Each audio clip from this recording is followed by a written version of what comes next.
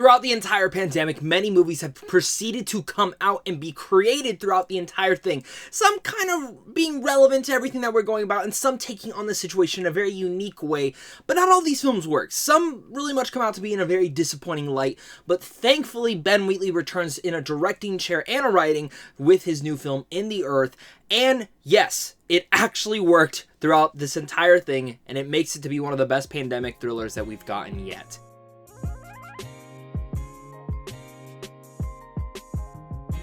What's going on, buddy? Welcome back to a brand new movie review. My name is Zach. I am the Wolf of Geek Street, and if you're a geek like me, or in general just love talking movies, this is the channel for you guys. So make sure to hit that like and subscribe button, as well as comment down below your guys' thoughts, and just in general, all of these things about In the Earth. There's a lot to discuss with this one, and ever since I saw it back at Sundance, this has been one of my most films that I've been looking forward to seeing how the general movie-going audience talks about as it finally debuts out in theaters. And since it is coming out this weekend, there's going to be a lot of discussion with all of you guys, so let's dive right into this, because this film is written once again and directed once again by Ben Wheatley. And it's, you know, he created films like High Rise, Free Fire, and of course the Rebecca remake, which I didn't like that movie, but I did really love Free Fire and High Rise. I think when it comes to Ben Wheatley, when it comes to original ideas, he can make some really cool and unique things that makes me just interested to see his vision when it comes to those things. And I was expecting that with the remake of Rebecca.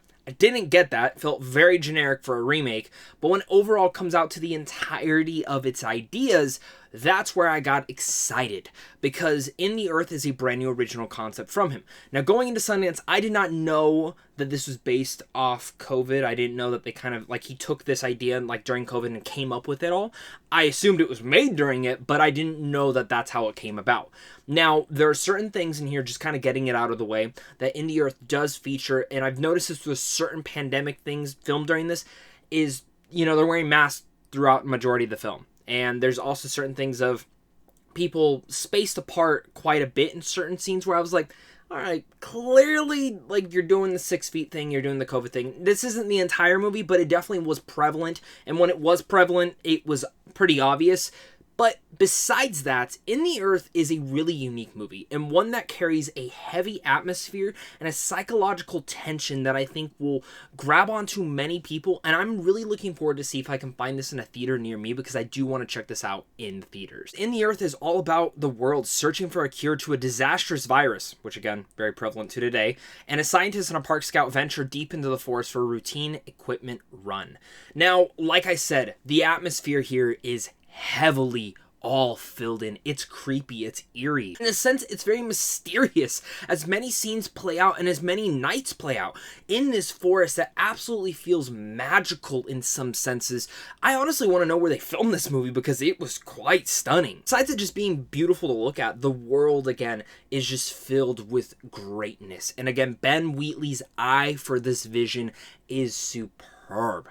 I loved how he brought this world to life, brought a mysterious and magical aspect that, again, gets on your nerves, gets you creeped out in a sense, and the way that he fills the atmosphere, not just the eye for the camera, but also the sound design, which is honestly impressive. That, you know, I don't have the best sound design at home, but the way that the eerie creaks in the forest and everything of that nature, and just what these two main characters have to go through, again, not getting really much into spoilers, there's so much to dive into there, and very much sticks with you by the end. Even playing around even more into the visuals, it is a psychedelic venture. It's a spectacle in some of those senses, and I think one of the things that's absolutely interesting is to see, and now in our world, again, this is a heavy allegory to a general parallel to us and what's going on in our lives. I think for me, the thing that I really liked is how it now kind of transitions to the aftermath of it. You know, there's still this virus going around. How are we supposed to deal with it? How are we not supposed to deal with it? How should we go about this? And I think what In the Earth really establishes is now this new camaraderie of life. How do people live past it?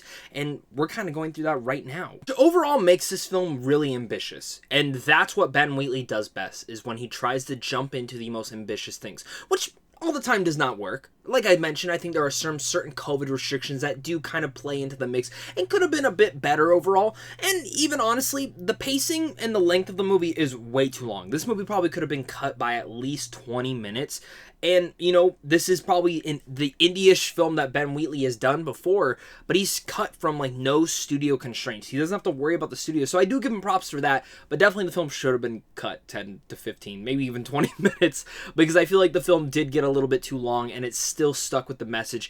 But by the end, I felt the runtime, and I was sitting there, I'm like, all right, let's finish this thing up. Also do understand that, like I said, there are some psychedelic visuals in here. There's a lot of flashing lights that may not be for everyone. I know that is a big prevalent thing for some people's eyes that they cannot handle, so do be warned. Honestly, each act of In the Earth gets better. It starts decent, and I was like, I'm digging this, but let's move the pacing a little bit along. In the second part, it becomes very ambitious. It becomes very uncomfortable and very uneasy, and the atmosphere completely starts to add and topple on one another. And then when you get to that third act, the final 20 to 30 minutes is phenomenal.